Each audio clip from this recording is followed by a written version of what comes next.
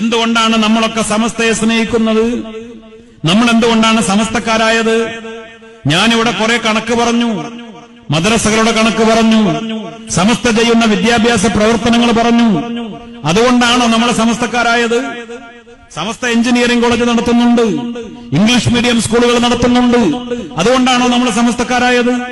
സമസ്ത കേരള ജംഇയ്യത്തുൽ ഉലമ ഈ രാജ്യത്തെ ന്യൂനപക്ഷ വിഭാഗത്തിന് വേണ്ടി, ഈ രാജ്യത്തിന് വേണ്ടി, ഇവിടെ മതേതരത്വവും അഖണ്ഡതയും കാത്തുസൂക്ഷിക്കുന്നതിന് വേണ്ടി, ഈ രാജ്യം മനോഹരമായി മുന്നോട്ട് പോകുന്നതിന് വേണ്ടി, ഇവിടെ ശരീഅത്ത് സംരക്ഷിക്കപ്പെടാൻ, ന്യൂനപക്ഷ വിഭാഗങ്ങളുടെ അവകാശങ്ങൾ സംരക്ഷിക്കപ്പെടാൻ, നമ്മുടെ സ്ഥാപനങ്ങളും പാരമ്പര്യവും നിലനിന്നു പോകാൻ, അതിനൊക്കെ വേണ്ടി ബഹുമാനപ്പെട്ട സമസ്ത ഇടപെടുന്നുണ്ട്. 8-ലേറെ കേസുകൾ സുപ്രീം കോടതിയിൽ സമസ്ത കൈകാര്യം ചെയ്യുന്നുണ്ട്. അത് പൗരത്വ ബില്ലുമായി ബന്ധപ്പെട്ടതുണ്ട്, ബാബരിയുമായി ബന്ധപ്പെട്ട കേസുണ്ട്, ശരീഅത്തുമായി ബന്ധപ്പെട്ട വിഷയമുണ്ട്, ജുവൈനൽ ആക്ടുമായി ബന്ധപ്പെട്ട കാര്യമുണ്ട്. ഇങ്ങനെയുള്ള പൊതുവായ പല വിഷയങ്ങളിൽ, പ്രത്യേകിച്ച് സമുദായവും ന്യൂനപക്ഷങ്ങളുമായി ബന്ധപ്പെട്ട വിഷയങ്ങളിൽ സമസ്ത ഇടപെടുന്നുണ്ട്. സമസ്ത വിദ്യാഭ്യാസ പ്രവർത്തനങ്ങളും അവകാശ പോരാട്ടങ്ങളും, സമരം ചെയ്യേണ്ട കാര്യങ്ങളിൽ സമരങ്ങളും, അതിലൊക്കെ സമസ്ത ഇടപെടുന്നു.